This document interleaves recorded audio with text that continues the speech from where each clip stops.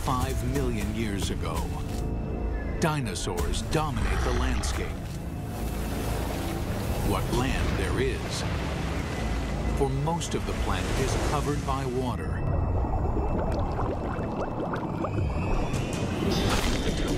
These vast oceans are a cauldron of violence, a world much more dangerous than the land above.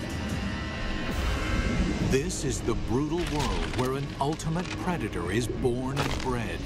This mosasaur was the most dangerous creature in the most dangerous ocean ever. It's 45 feet long. It's the size of a Greyhound bus.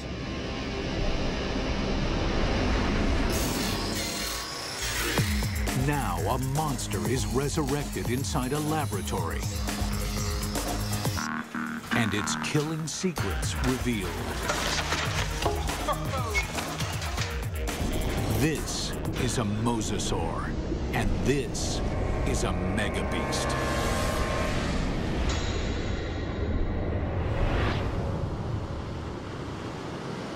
This is mosasaur country. At least it was.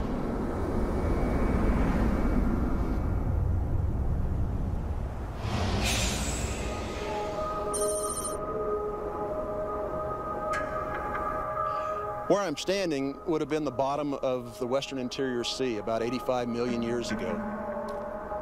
Mike Everhart is one of the world's leading experts on mosasaurs. The horizon would have been ocean for as far as you could see. The seaway stretched for hundreds of miles from where we're standing. At this time, the climate is warmer, so there are no polar ice caps. Sea levels rise until well over 80% of the planet is covered with ocean. The center of North America was covered with water from Nevada to Missouri, from the Gulf of Mexico on up past the Arctic Circle. The floor of this ocean, known today as the Kansas Chalk, was created by billions and billions of nanofossils, the shells of tiny plankton that drifted down and were deposited on the seabed. What we're looking at here is literally hundreds of thousands of years of deposition on the sea bottom of the Western Interior Sea. What we see back here is roughly an inch per 700 years to build up that much chalk. So there's untold billions of these animals there. And entombed in this chalk are giant fossils of mosasaur. In the late 1830s, the bones of the beast are first uncovered in North America. This is where the mystery of the mosasaur begins, because nobody can say just what this creature is. It is a question that first arises when a massive skull is found near the Meuse River in Holland. The first guy who looked at it thought it was part of a fossil whale. It was also thought to be the jaws of a crocodile, a giant lizard, and one person even suggested it was a dragon slain by a medieval knight. A French paleontologist described it as a mosasaur, meaning Meuse River reptile. Eventually, the American bones are matched up with the earlier fossil find in Europe and correctly identified as a mosasaur. Over the next 80 years, as scientists begin the serious hunt for dinosaur fossils, a pattern emerges. In every corner of the globe, they find mosasaur bones. This points to one conclusion. No other predator has ever dominated the planet like the mosasaur. This guy weighed 8 tons. It could easily swallow a full-grown human male whole, just like a tater tot.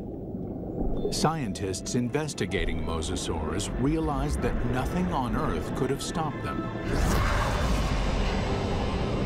It took a cosmic catastrophe to end their reign.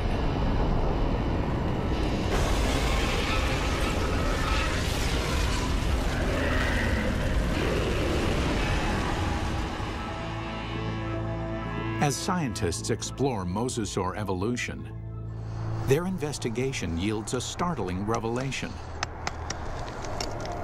The ocean's top predator came from the land. These sea monsters began their journey as tiny lizards at the mercy of giant dinosaurs. How they became colossal mosasaurs remains a mystery. Until 1989, when a fossil hunter named Van Turner finds a very unusual skeleton. Turner takes the fossil to Mike Polson, a paleontologist at Southern Methodist University. When Van came across the first pieces of Dinosaurs, he immediately recognized it as some sort of mosasaur. Named Dinosaurs after its discovery in Dallas, Texas, the bones were pieced together. Then, scientists connect the dots. Dinosaurs is an interim form, a missing link between mosasaurs and the tiny terrestrial lizards that are their ancestors.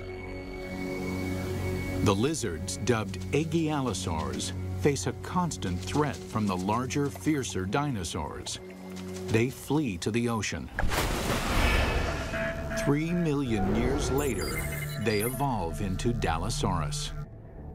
Their toes evolve into webbed feet, so they can no longer function on land. In the span of 6 million years, they grow from a small 3-foot lizard into the giant 50-foot mosasaur. The mosasaur's development demonstrates that even in evolution, timing is everything. Warm temperatures and shallow seas create an abundant food chain in the ocean. This is a perfect environment for animals to take to the water. But these life-giving seas can quickly turn deadly, even for mosasaurs. The competition is everywhere. Everything in the oceans then would have looked very strange to us today. All the fish seemed to have been armed with mouthfuls of teeth. It seemed like everything in that ocean was a predator and just built for killing things. Like Zephactinus, a bony fish that is armed with a mouth full of long, needle-like teeth. The plesiosaurs are marine reptiles and top predators for over 100 million years. They come in 2 lethal varieties. One deals death through speed and agility. The other is a behemoth, so mammoth, nothing dares challenge it. And of course, there are the sharks. These predators were around 100 million years before dinosaurs had ever roamed the earth. This is a tooth from a large shark that lived during this time, during the age of mosasaurs swam in this ocean. It's from a shark called Cretoxorana mantelli, the Ginsu shark. And I called it that specifically because it's sliced and diced. The Ginsu is a giant shark. Reaching a length of 25 feet, it dwarfs any modern great white. This shark was literally able to bite through bone. We know that because we find pieces of mosasaur that have literally been severed from the bodies, swallowed, partially digested, and then regurgitated again. To survive, mosasaur had to change its land-based behavior, tearing out a place for itself at the very top of the food chain. But what allowed this creature to evolve into such a relentless killer? It's all in the bite. You'd probably be in shock after a bite like this.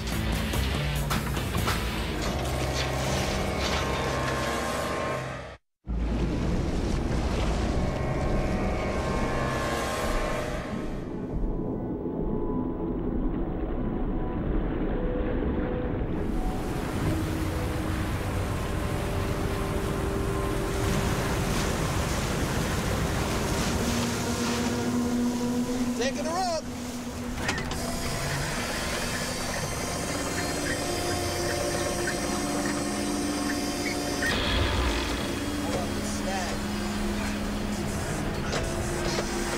Give it more power.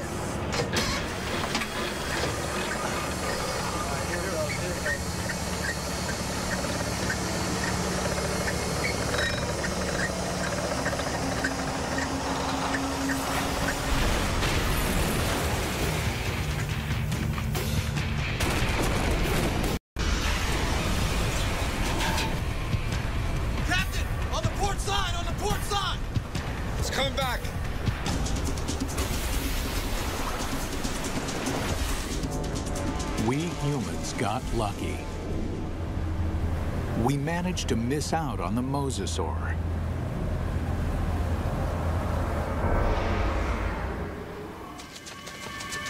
"95 million years ago, it is just a small lizard forced to flee into the ocean.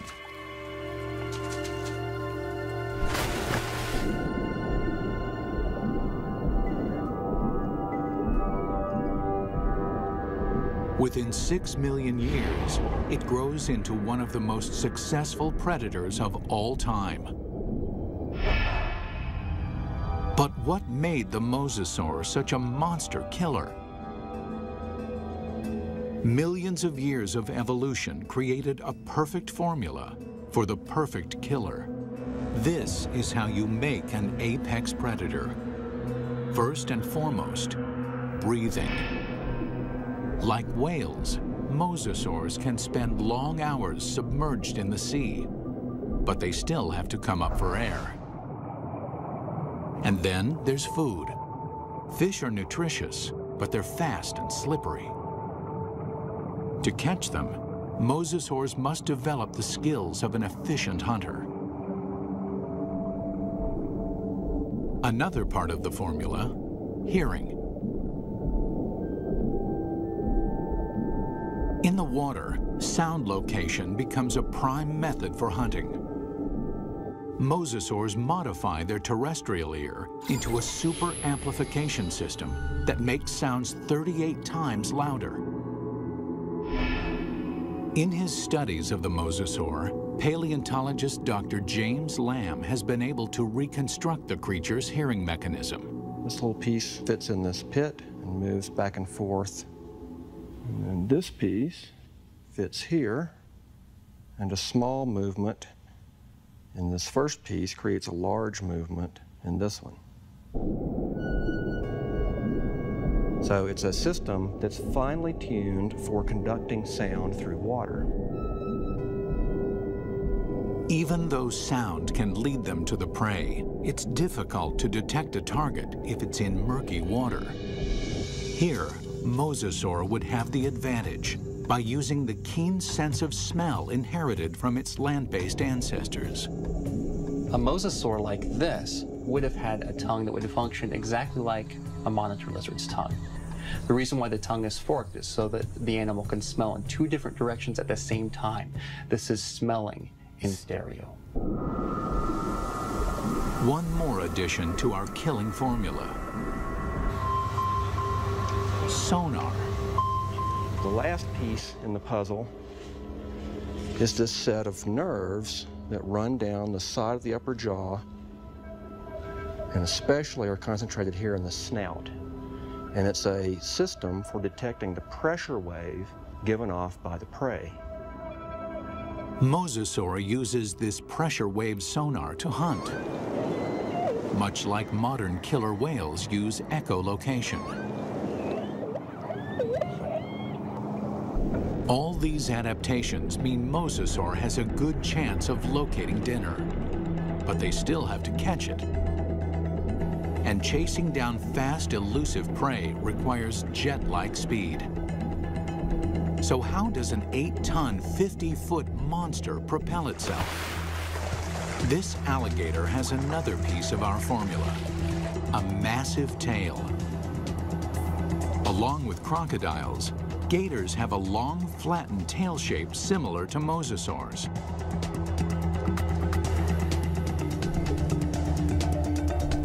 They use the whip-like action of their tails to move quickly through the water. One of the things you notice, first off, when you look at a mosasaur, is fully half the length is the tail. Mosasaurs retain their terrestrial lizard shape, except for the tail, which evolves from a round, snake-like shape into a wide, flat paddle. If you look at the vertebra on the tail, they have expanded bony struts top and bottom for the swimming organ that helps them swim. Using modern gators and crocs as a comparison, scientists estimate a mosasaur can reach a top speed of 30 miles an hour. Its whip-like tail is good for quick acceleration, but not sustained high-speed chases. Fish are built to swim fast and far. Mosasaurs won't win a marathon, so they have to strike quickly.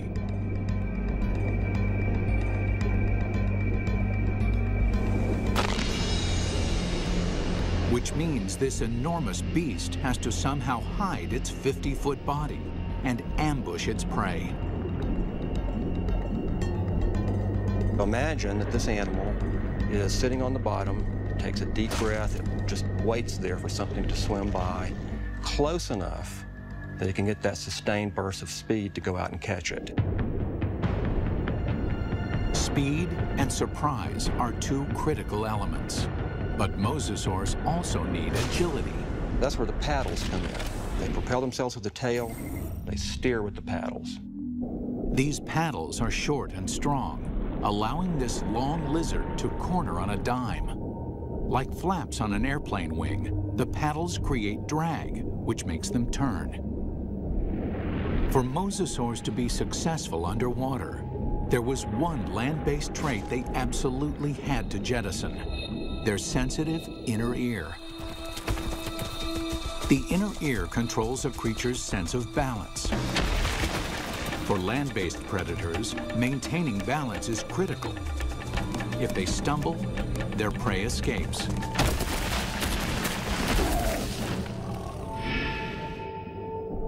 But in water, animals move in every direction, like a gyroscope. An animal with a sensitive inner ear can quickly become dizzy and disoriented. Over the millennia, the mosasaur's inner ear begins to dial down the sensitivity, allowing them to quickly twist and spin with no sickening side effects. These evolutionary refinements created a megabeast. The mosasaur can locate, chase, and catch its prey. But catching is not enough. The mosasaur has to eat. And the way that it eats is something that almost defies imagination. It's a prehistoric creature so vicious, it makes sharks seem cuddly. With jaws like steel, it's large enough to swallow a human in one bite. This underwater T-Rex is bred only to hunt and to kill. And across the oceans of planet Earth, this megabeast rules.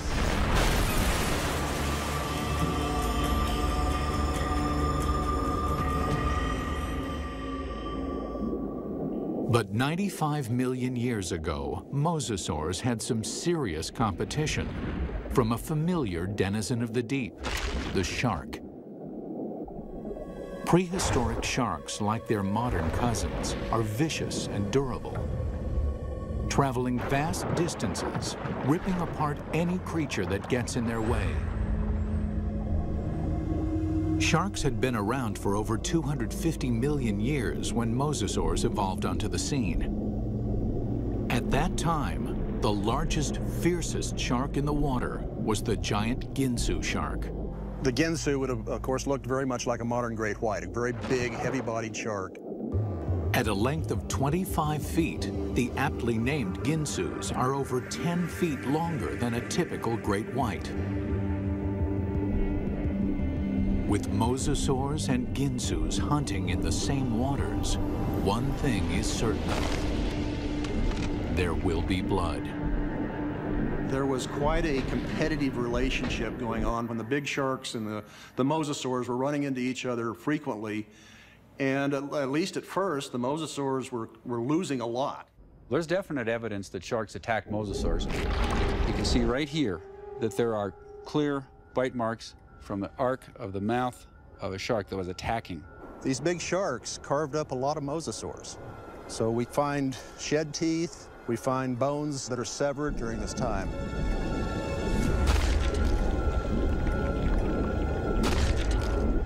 While an adult mosasaur can hold its own against a Ginsu, there are other mosasaurs Mosasaur couldn't do any of that. So what they've done is to basically make a toothed conveyor belt to help sort of tractor the prey down its throat. You can look at mosasaur fossils, and you can look at modern analogs that have a skull that works in a broadly analogous way. But sometimes building a model tells you something you just can't find out any other way.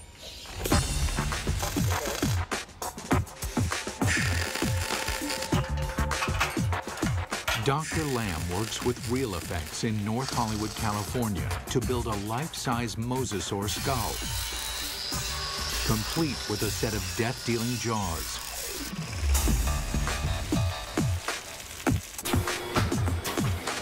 The massive steel jaws are powered by pneumatics instead of muscles and ligaments. Never thought I'd see a steel mosasaur skull, but this is very cool looking. We've got 3 pneumatics. We've got 2 operators to run it, and we've reduced it to 3 basic motions. One set of pneumatics opens and closes the jaws. One set moves it backwards and forwards. And the third set runs the pterygoids in the roof of the mouth. The pterygoids are the terminator teeth. No other ocean predator has them. A second set of teeth running down the roof of the mouth. These are a truly fiendish adaptation. They actually work independently to move the prey backwards in the throat, and also to hold it still, to pin it down as it opens its mouth for the next bite.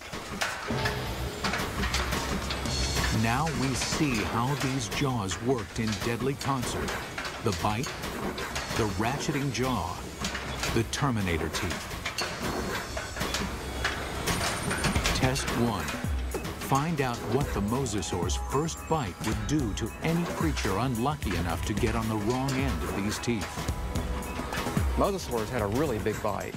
So we've got a piece of foam that would be about the same size as an 8 or 9 foot long shark, or maybe part of the neck of a long neck plesiosaur. We're going to put it sideways in this mosasaur model's mouth and just see exactly what would have happened.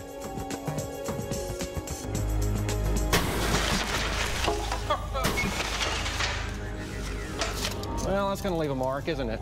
That's a broken neck.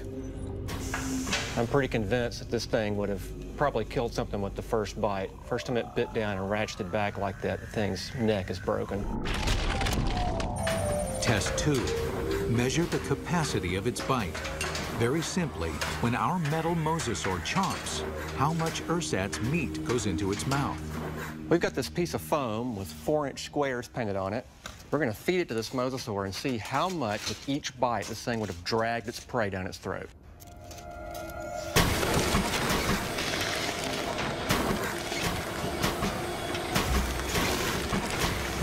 In one bite, our mosasaur easily consumes 4 feet of flesh. That means this mosasaur could eat a 20-foot animal in 5 bites. Or an adult human in a single gulp. It's not just the size of the bite. Inside the mouth, the teeth are virtual meat hooks. Dr. Lamb demonstrates with a hunk of ballistics gel, which is similar in consistency to human flesh. If you put a piece of meat in the mouth, it can't move out because the tips of the teeth grab it like a fish hook. So we're just going to see if we can put this up here on these teeth. You can't come out this way because you're caught on these teeth. The only way you can really go is further into the mouth, which is really not the direction you want to be going. And let's just see what happens here.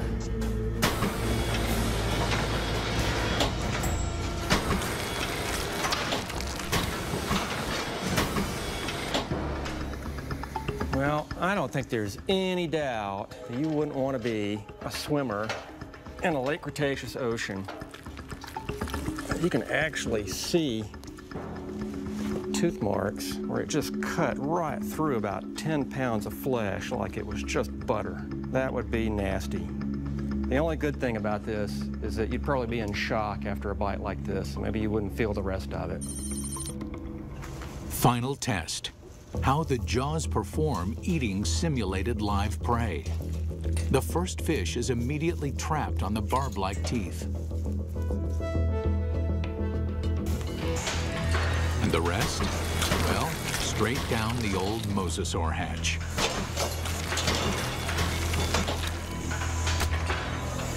In 20 seconds, our captive mosasaur can eat 500 pounds of fish. Why? It doesn't bother to chew them.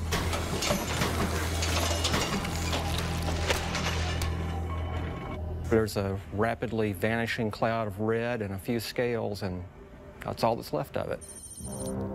For dessert, they test an item that mosasaur never had the opportunity to eat.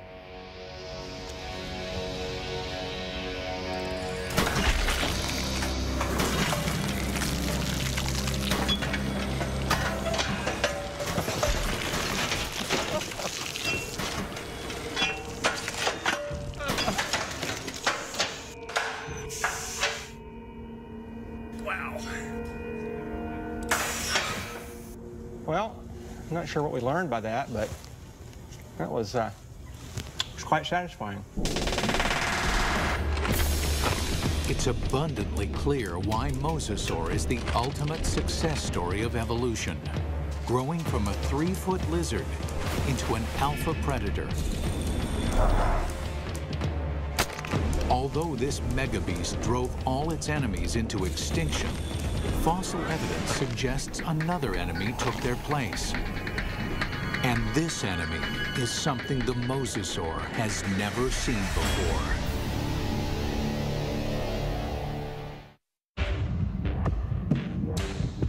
From its humble beginnings as a 3-foot lizard, the mosasaur evolved into the most dominant megabeast the world has ever seen.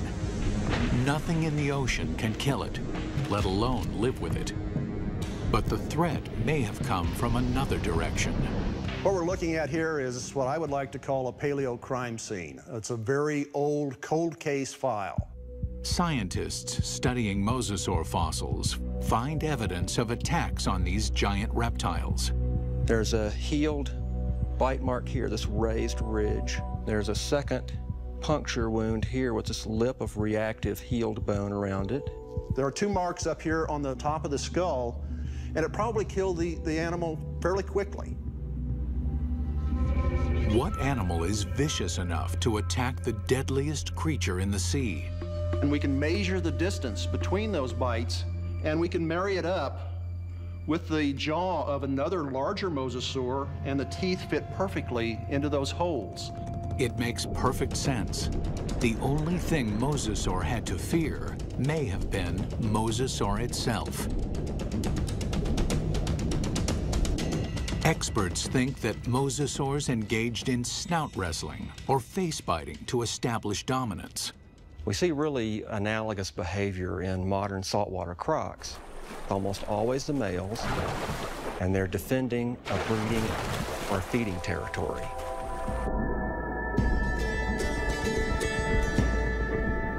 A mosasaur battle unfolds like a bizarre undersea ballet.